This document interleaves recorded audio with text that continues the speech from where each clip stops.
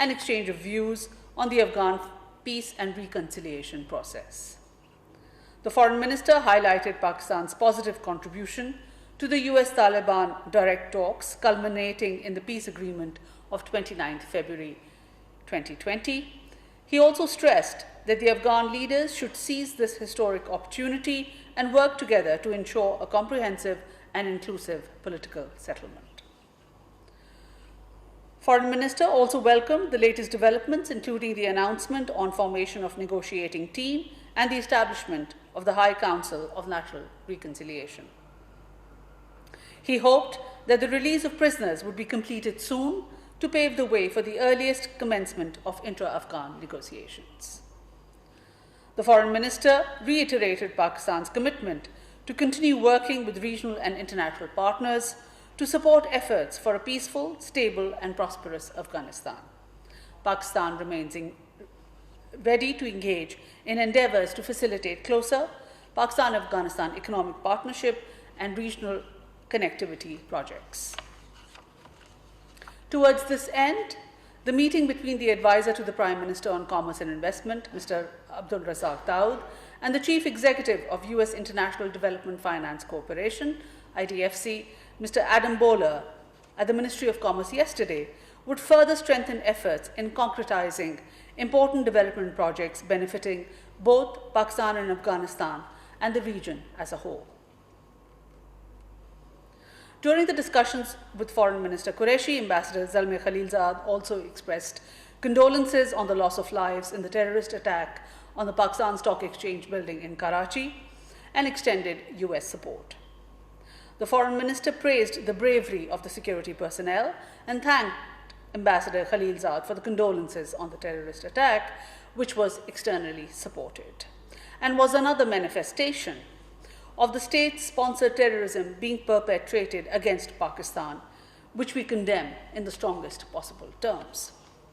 Pakistan has been consistently sensitizing the international community about the Indian leadership's threatening statements to use terrorism as a tool to destabilize Pakistan. We have already shared with the international community incriminating evidence about the Indian intelligence agency RAW's involvement in terrorist activities in Pakistan. Members of the UN Security Council, in their statement yesterday, also condemned in the strongest terms the heinous and cowardly terrorist attack that took place in Karachi on 29th June, which resulted in several people killed. The members of the UN Security Council expressed their deepest sympathy and condolences to the families of the victims and to the government of Pakistan. They also underlined the need to bring the perpetrators, organizers, financiers, and sponsors of these reprehensible acts of terrorism to justice, and urged all states, in accordance with their obligations under international law and relevant Security Council resolutions, to cooperate actively with the government of Pakistan and all other relevant authorities. Separately, the Foreign Minister also held a telephonic conversation with the High Representative of the European Union for Foreign Affairs and Security Policy, His Excellency Josep Borrell, yesterday. Both leaders exchanged views on a range of subjects related to Pakistan-EU partnership, including trade, the next phase of GSP+, and early operationalization of strategic engagement plan. Separately, the Ministry of Foreign Affairs and our missions abroad continue to facilitate and assist our fellow compatriots all across the world in order to bring them back safely. Our embassies and consulates are working round the clock in facilitating their repatriation. In the past few days, 257 Pakistanis were repatriated from Malaysia, Cambodia, Singapore, and Brunei. 9,504 returned from Dubai and Northern Emirates. 1,430 returned home from Jeddah, 25 from Dushanbe, and 96 from Kazakhstan.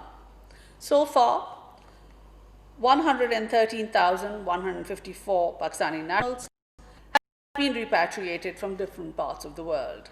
We thank all the governments of these countries for their cooperation in facilitating the smooth repatriation of our nationals. Thank you so much. तर्जुमान दफ्तर खारजा doctor Ayesha Farooq की media